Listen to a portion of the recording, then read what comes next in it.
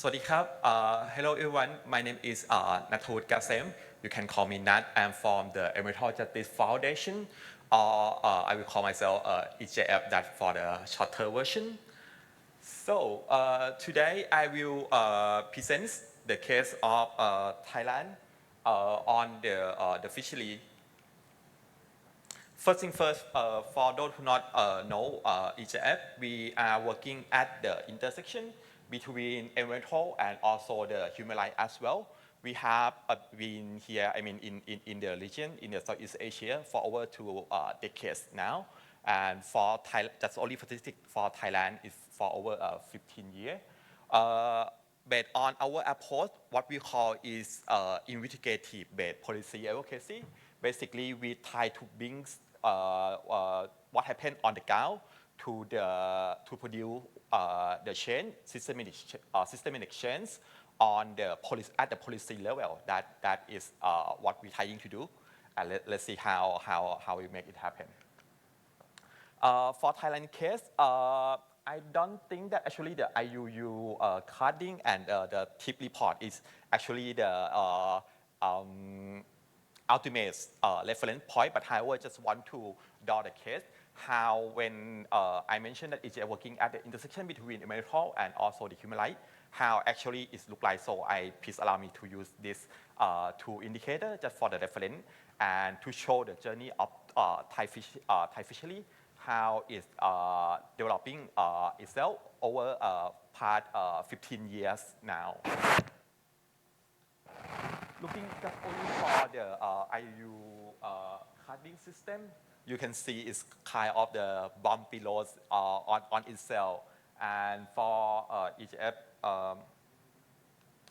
mentioned as investigative-based policy advocacy, you can see back over 10 years ago, I think Thailand on the front news of international media, and most of them refer to EGF finding because of we bring what happened on the ground to the eye of the world, and in the setting of the importance of transparency itself.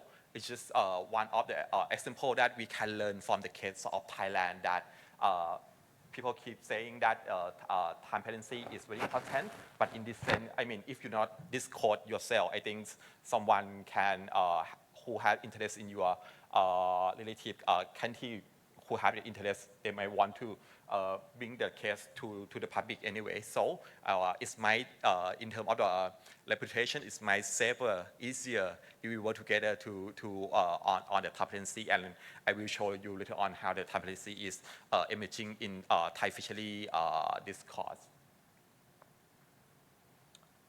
Just where we are now, we are 2026, and again that we in the sense that we are having, we in Thailand having on the front page and get the additional interest again, the spotlight never shine out of Thailand, I would say. And I would start by keeping on the conclusion of the my key thesis of my presentation today. That's why the transparency is very important in the global fishery. That learning from the Thailand case. I will just present from the two elements, just only two elements. I think that we learned from the Professor Catherine. They have more complicated. They have the human rights, they have the social element, but that will keep for my second presentation next week. But just focus on the fishery. From my perspective from Thailand, I think that I would have to balance both economy, both environmental perspective and also the economy as well, because the counterparts who have the interest, who have the beneficial out of the Thai fishery discourse when it comes to the policy dialogue. Most of the time, it brings back the economic perspective as well. So that includes additional fishery, commercial sector, and also the politicians, and even the international counterparts, the global bank, the retailer, and also the diplomat community as well when it's come to the Thai fishery. So first thing first, I think that transparency is they will embrace the effective of the monitoring and traceability. That is one thing that is become the more and more important in nowadays seafood trade market, especially for the international seafood trade market, and also the opportunity reduce the opportunity of the IUU fishing activity as well. And economists is obvious now looking at the food security, looking at the geopolitics in the Southeast Asia that link with the global value chains of the fishery. I think that is important in that sense. For Thailand case, I would casually separate into three phases of this journey, just for the reference, just for to elaborate what I call the bumpy road of the Thai fishery journey. It starts from the first phase when the case is exposed to the international attention, both for the environmental side and also the human rights side, that I will elaborate more in the next in my next presentation in next week as well. And the second one that about the reform that I really proud of is as a Thai person, and I so proud of my colleague who joining today and working so hard from the government agency, both for the environmental and also the labor side as well, that they can bring the reform to the Thai fishery when back then, I mean 15 years ago, I think no one actually can imagine that how far Thailand can develop themselves in that sense. And now the first, the last phase is the emerging gap that happened regarding to the relaxation that I will elaborate more later on. First phase, the expose. Back then, I think because of Thailand have the very long traditional that is might not in line with the general standard at the time.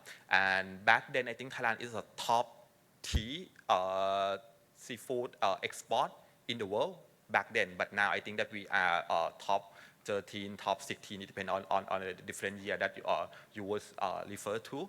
How come that the reform bring Thailand back to that at that time? I think at that time, I think we have both, when we discuss about the environmental concern at that time, we have the overfishing, we have the very large fish of the distant water fishing, we have the large fish of the bottom trawling that the seabed. All of this factor that combine together in the sense that how Thailand become the under spotlight, because again, I just remind again, we at that time Thailand is the top 3rd seafood exporter of the world, and that makes sense to become the interest of the international community. Especially at that time, I think that the AP, I mean the press, the AP journal, they disclosed the potential list of the seafood slavery that linked with the global ban at that time as well. Move forward, I think this is again, I proud of Thai, and I proud of my Thai colleague in this room as well, that Thailand can institutionalization of the reform by using by deploy the transparency. What we call here is a facing scan. Back then, we didn't know who actually our fisher.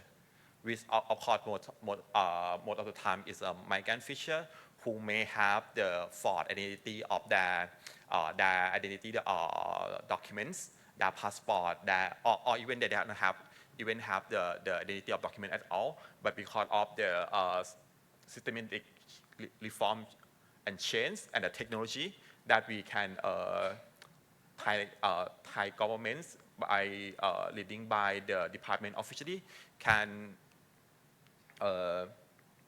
having all of the information, digitalization, and I think that later this week you will visit port in port out inspection center, the pipe hole, and my understanding is you will also visit the fishery monitoring center. You can see that how fantastic those systems.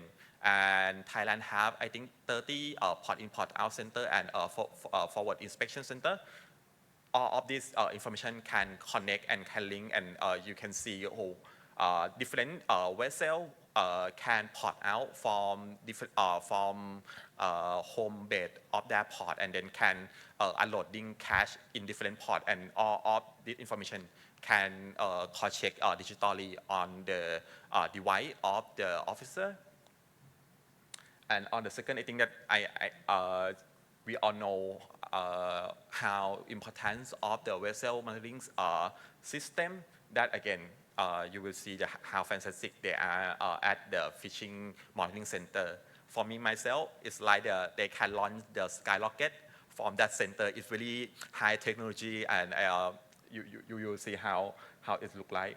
And on the right-hand side, this is the distant water fishing of vessel of Thai FAC. I think, unfortunately, at this point, they have just only a few that operate in Indian Ocean.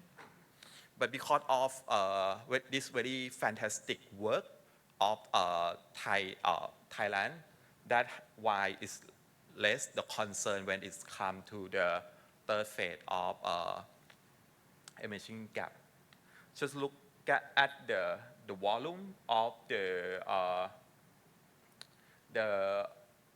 what we have here is called Seafood Task Force. It's collectively group of the global ban retailer seafood exporter.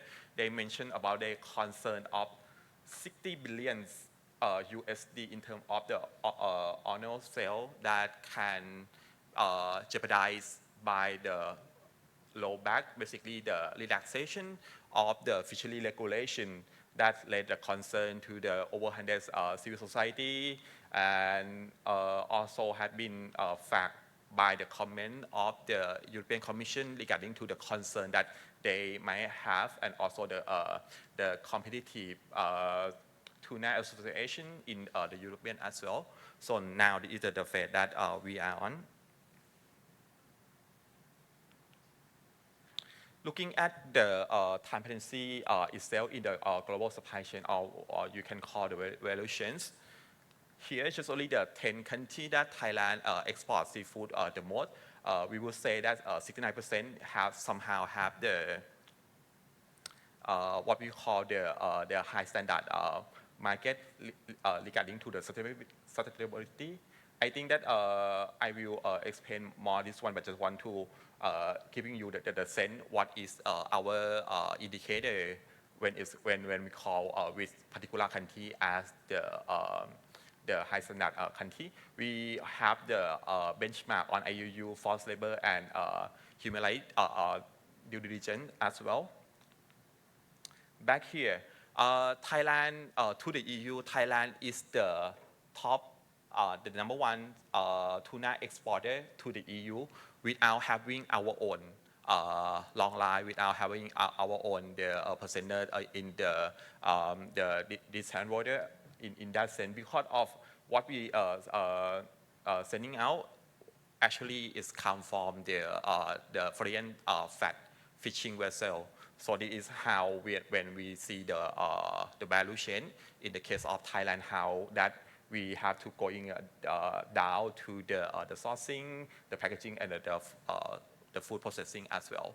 And that's why the concern of the Thai fishery rollback is concern our country as well. For my understanding, for example, Malaysia, who have the value chain of the fishery connect to the Thai fishery as well in that sense. And nowadays I cannot mention, present anything regarding to the Thai fishery without mention about the context of the Thai fishery at the moment, and the geopolitics as well.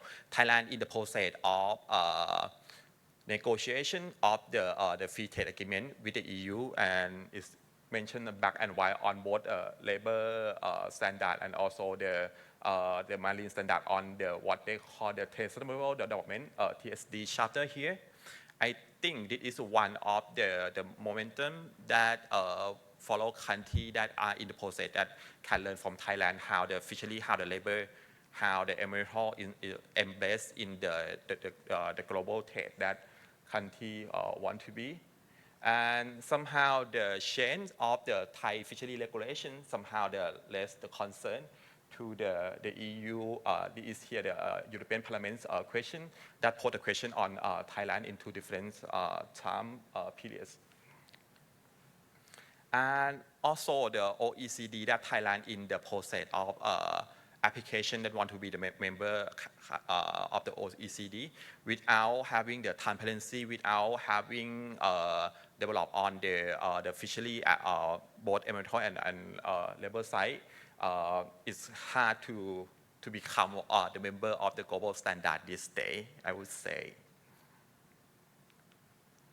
And Egypt is one of the members of what we call the Coalition for the Fishery, represents the 10 principles that either low cost or no cost to implement. For example, like Thailand doing a really good job on the having a fishing license, having published the fishery database, and also make the public of the database can easily access to the public both in Thai and in English. That this is something that I again really proud of that Thailand is, but still have something that still have some principle that is not fully implementing yet. We have just zoom out in global. We have this paper just for the reference if you want to learn more about the 10 principles, and some of your initiative on your country might be on this paper as well. And the second last presentation, I would say that I would kudos to Korea that South Korea that brings the global charter on fishery transparency to be a part of that work plan on the fishery the Korea Blue Action Plan. What it look like in real life, I would present you with the case study of the Sunflower 7. I think is quite well known in this region as well. Back 2 years ago, we have a carrier, Korean flag carrier that at the time docking in Thailand, waiting just for the unload the high value tuna of catch. I think the value is here $7 million US.